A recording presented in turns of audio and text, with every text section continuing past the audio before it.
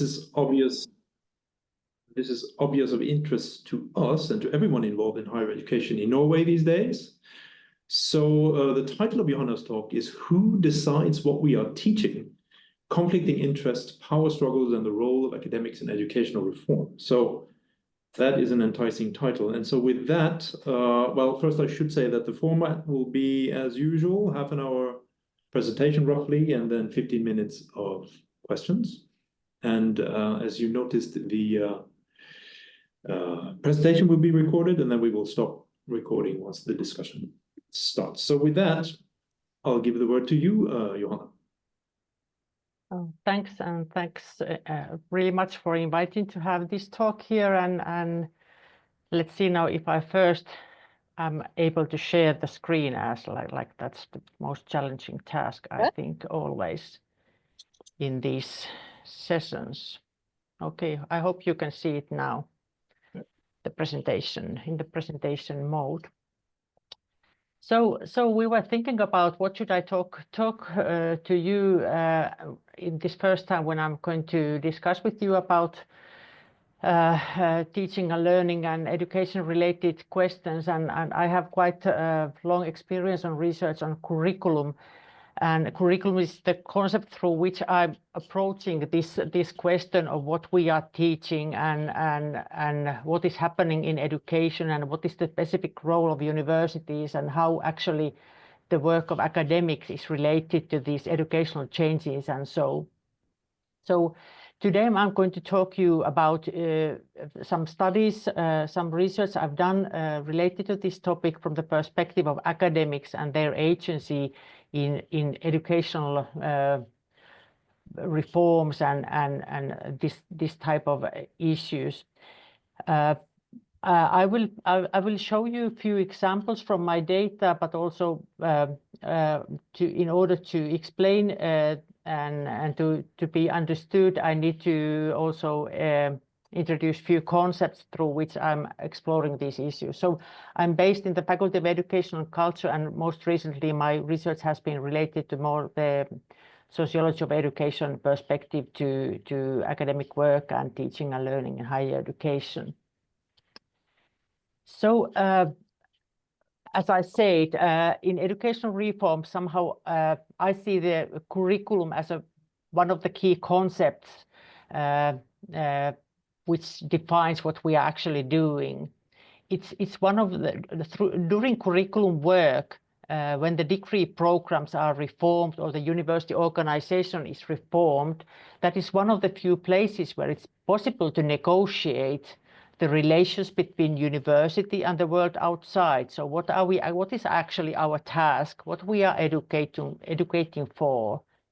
And we discussed these questions of internal and external objectives of university education.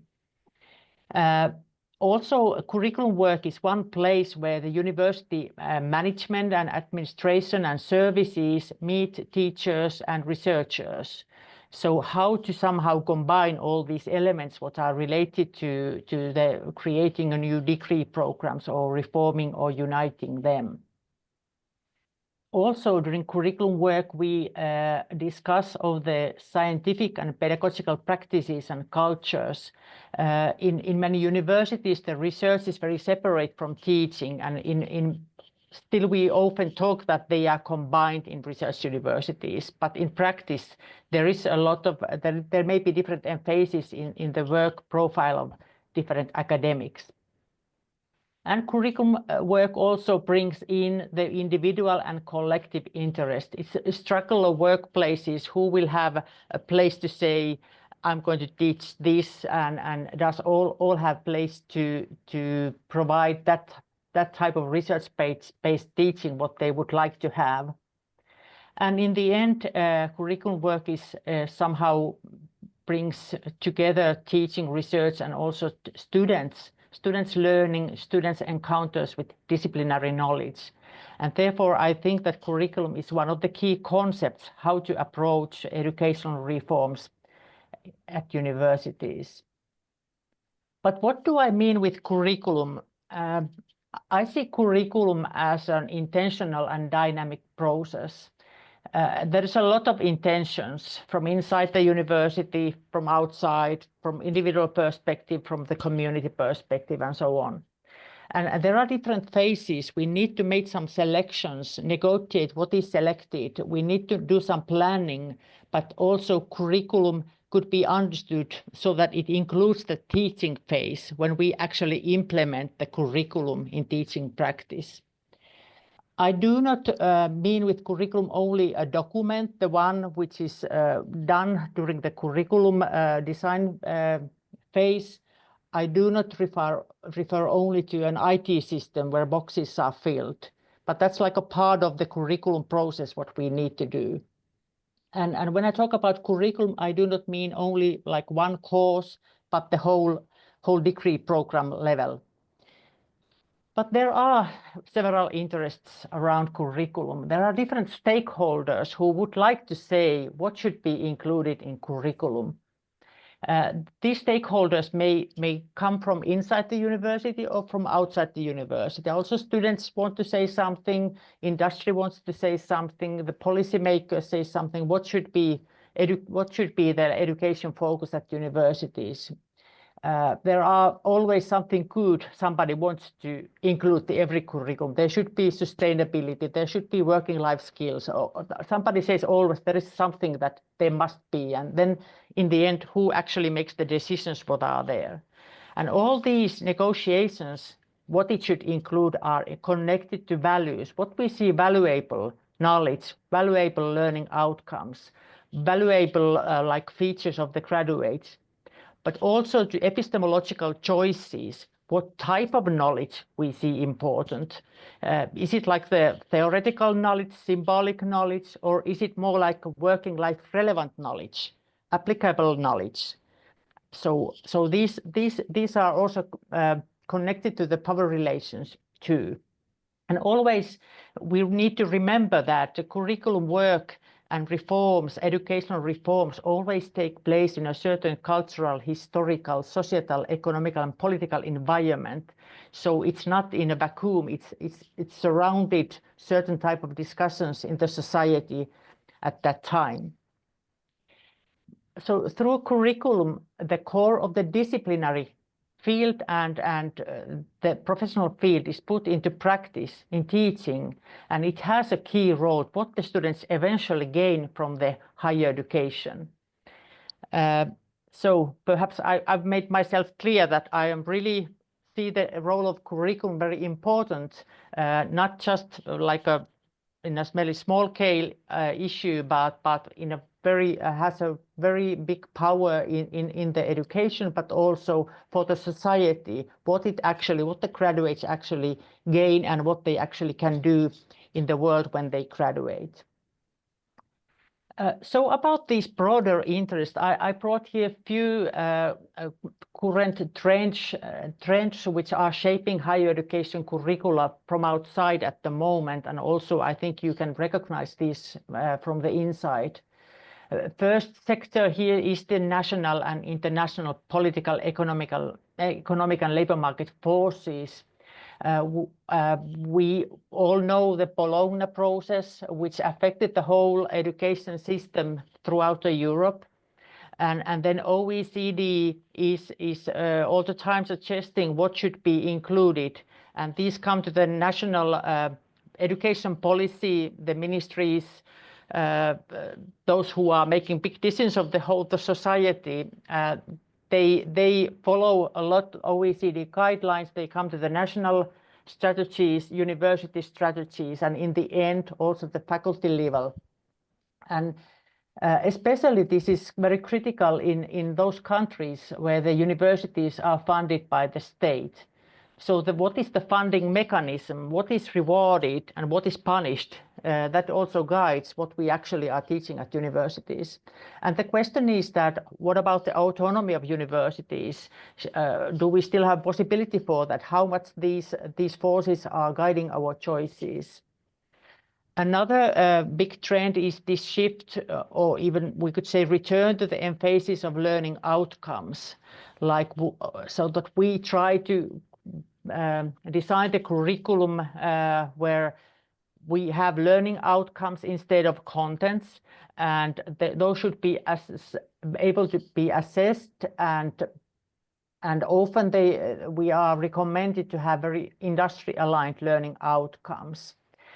And some of these guidelines seem to guide us to produce something what we know beforehand.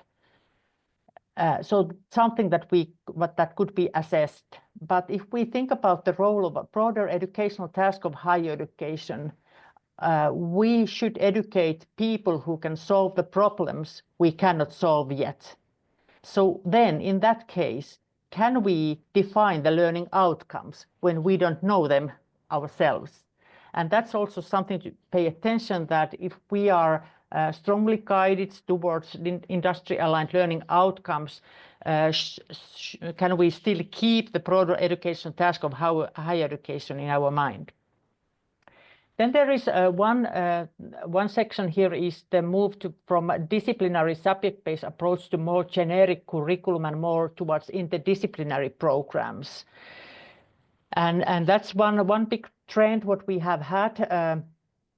And for example, in our university, we had this huge reform some time ago where we used to have 56 undergraduate programs, and in the end we had around 25. So broad degree programs were created, and then we may ask that what is the role of knowledge, discipline-specific knowledge, if we think that knowledge is built through research, and there is very specific hierarchical structures in knowledge in higher education, which is also a site for producing knowledge. So that how actually the role of knowledge is kept in this type of programs. And the last section here is this European and even global policy for widening access to higher education, which makes the student body more heterogeneous.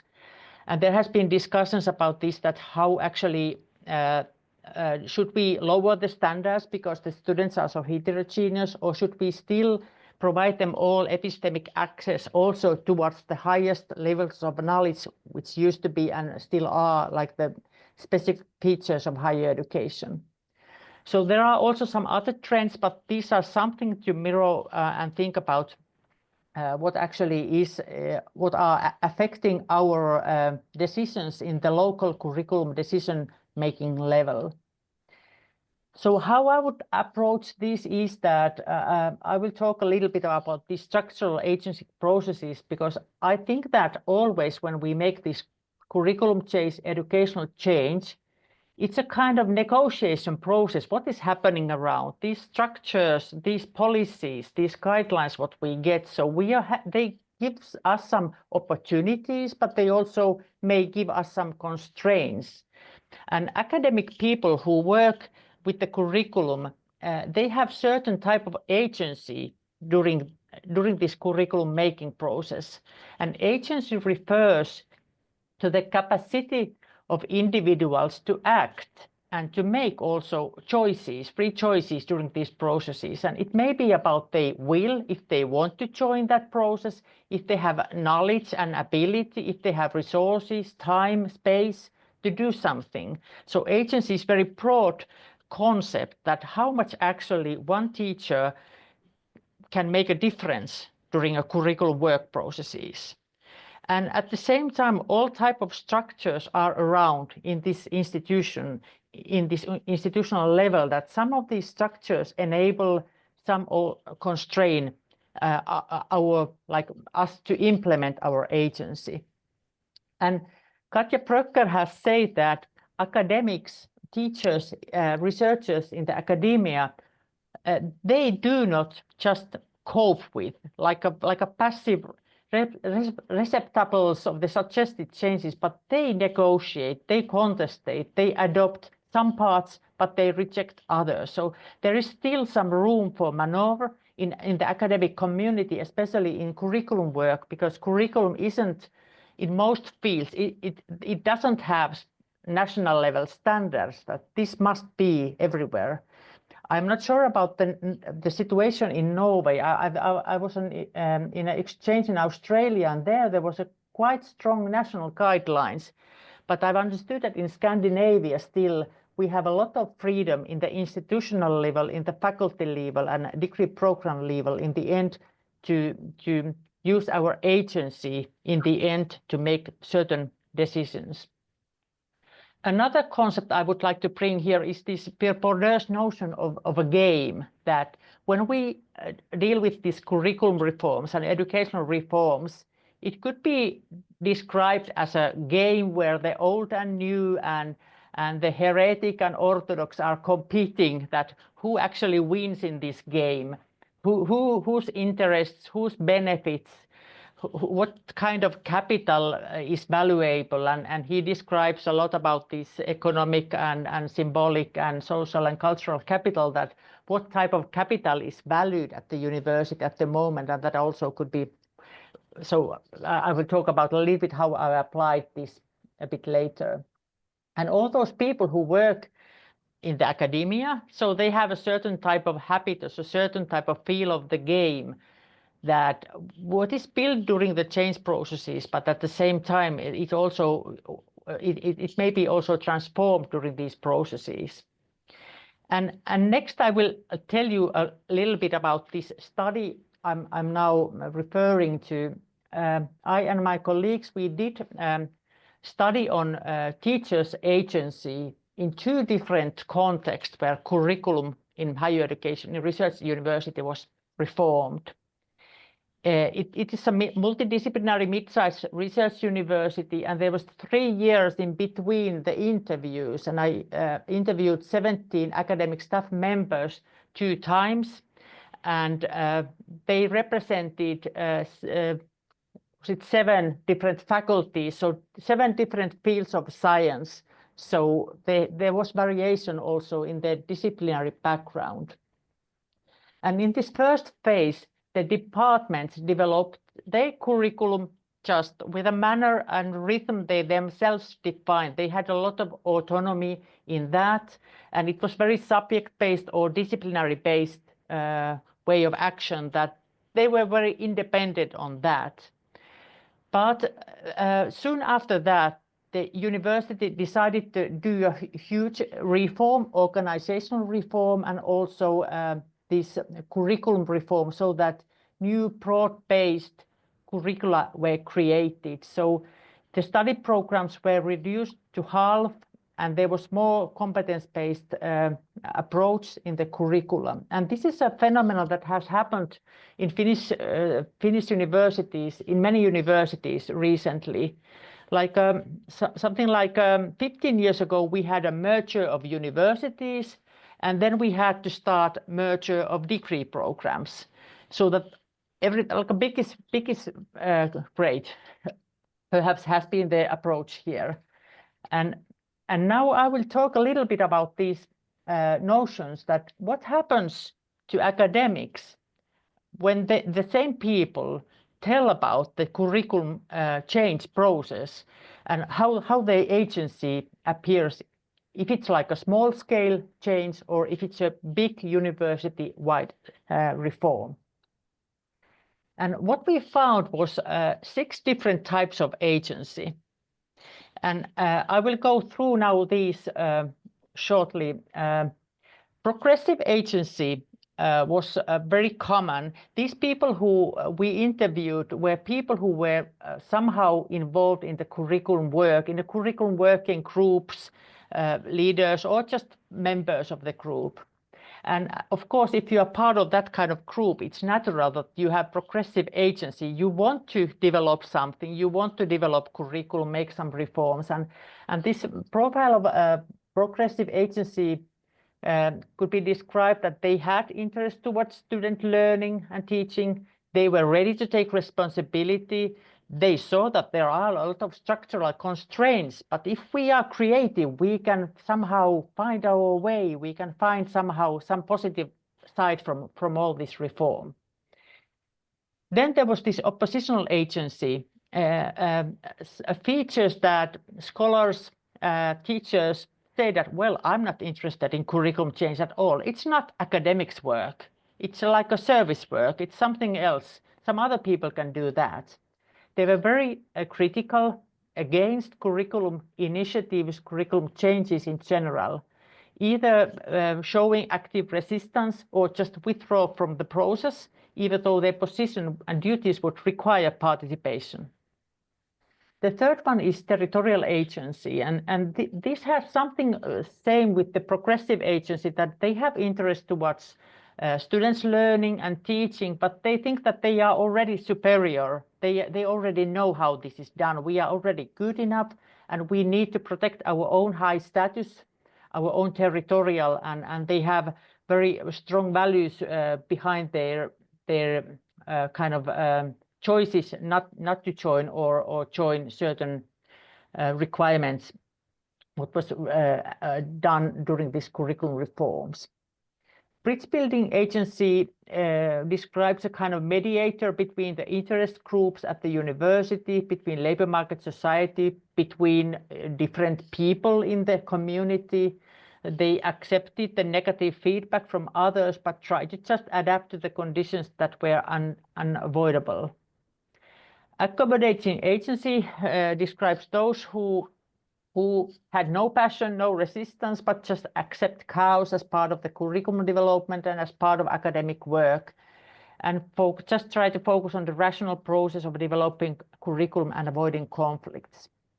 All these 5 appeared in both cases in the local level and in the university-wide level. And I think that's quite interesting that still, even though we had those traditional old nice small communities, there are these who show oppositional agency or like even though they are involved in curriculum development group. But one profile, this powerless agencies, was the only one that appeared in the university-wide curriculum reform.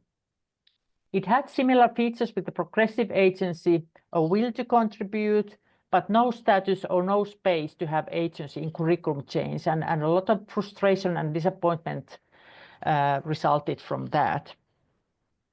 But if we think about people working at university, we may say that, well, people are like that at university. Some are always in the opposition, some are always very progressive. But what we found was that there were changes also. So people are not stable. They position change, their perspectives change, people learn, they find a kind of new perspectives also to the changes. And we could identify storylines with changes in agency, but some storylines with stable agency, that they remained very similar, whatever the curriculum reform type, how large or small it was. And I will now show you a few examples.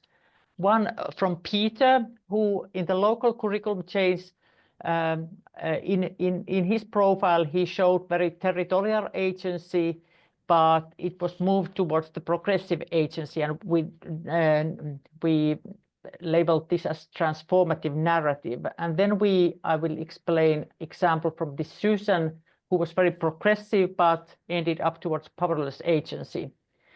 And let's see them a bit more closely.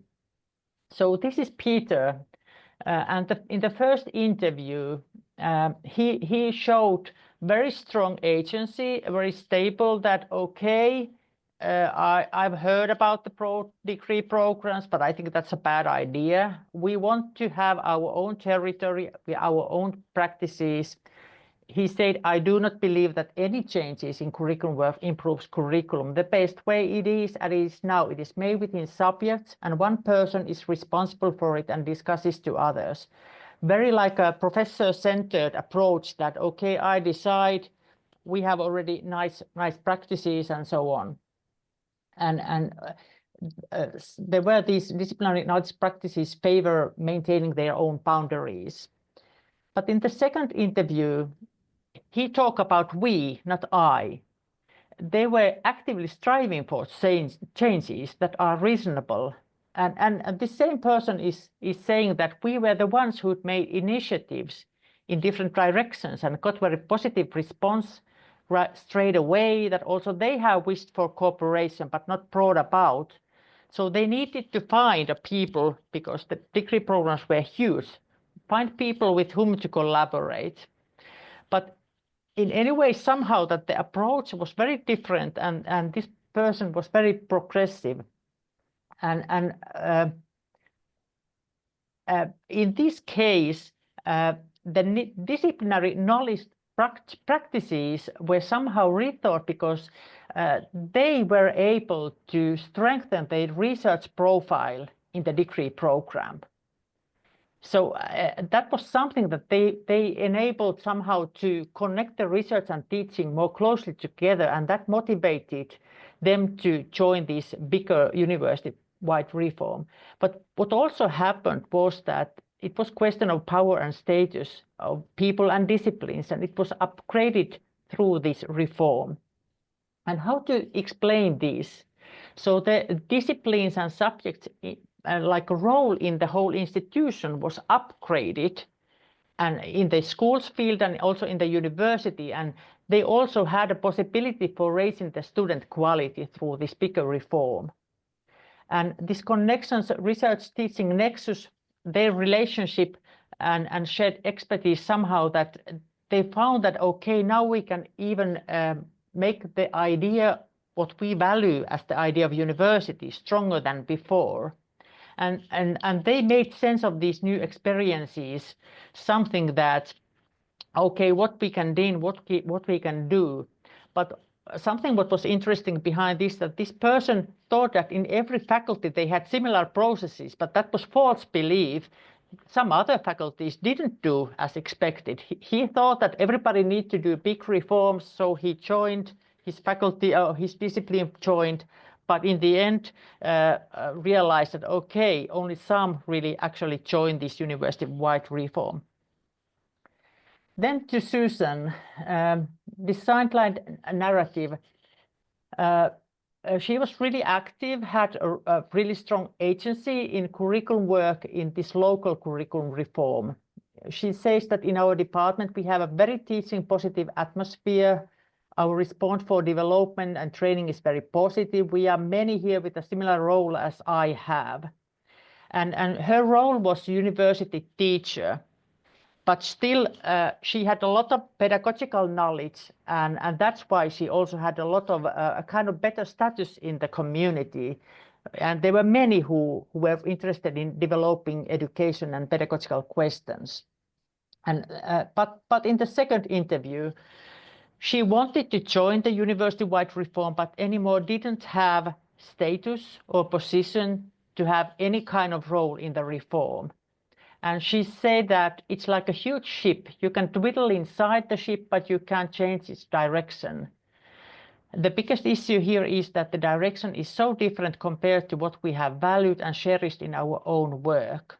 So there was a discrepancy between the organization culture and the values in the local level, school level, and university level, and really the question of power and status of people and discipline was downgraded. And what happened here, that this degree program, the smaller subject-based degree program, has earlier received many acknowledgements of their good quality. It was like a top quality teaching unit, and now it was merged in the bigger degree program, and it was like a downgraded and make alike with others in the bigger one. And what could be found here, that the rules favored here the particular focus, like a economic, competitive, hierarchical values instead of social, cultural, and dialogical, and she felt that she doesn't fit, her habitus doesn't fit the logics of the game anymore, and new experiences contradict her own values, and she thought that maybe her time at the university is over. So it's a kind of that, okay, no more space for that, what is valued. So to sum these notions, that when educational change happens in the university level, there happens something in the individual level. Their position, their identity, engagement in the reforms has a role, and also the institutional, how the institution directs or guides or leads this type of huge changes. What are the management practices? How much resources are given to those? But in the end, our findings show that the community layer, the local communities, their disciplinary cultures, their pedagogical cultures and social cultures and relationship seem to have a key role, how people could implement their agency, how they could have role in those changes and so. So it's a kind of like a important notion that whatever type change we have, the closest community has very big importance here. And to sum these notions, that there are a lot of hidden rules and there are a lot of questions: who has the agency and power in curriculum making, and the status of different disciplines has also a role in those, that some may be upgraded and some downgraded when huge mergers happen within the degree programs.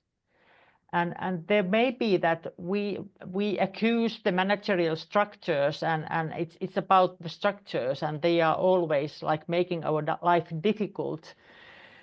Are they actually limiting our autonomy? They are, but not. Is it fully their reason? But on the other hand, we should also judge teachers' dispositions and say that they do not will to change. They will change if they find a kind of rationale and an idea why we are actually doing something. And there is this importance somehow to pay attention to these the people, but also the structures around. So, well, the question was quite big in the beginning: who decides what we are teaching? What I tried to say to you today is that there are several interests, there are several structures that can enable or restrict our choices when we want to develop our educational practices, our degree programs, our teaching. But in the end, the role of academics and the communities in educational reform is vital, because in the end, it's the academics who write what is in the curriculum, what are the learning outcomes, what are the choices of knowledge. Still, in the end, we can have, if we want to have agency, there is a space for us also in those processes. But thank you for your attention, and now I'm just asking what's your feel for the game. Thank you.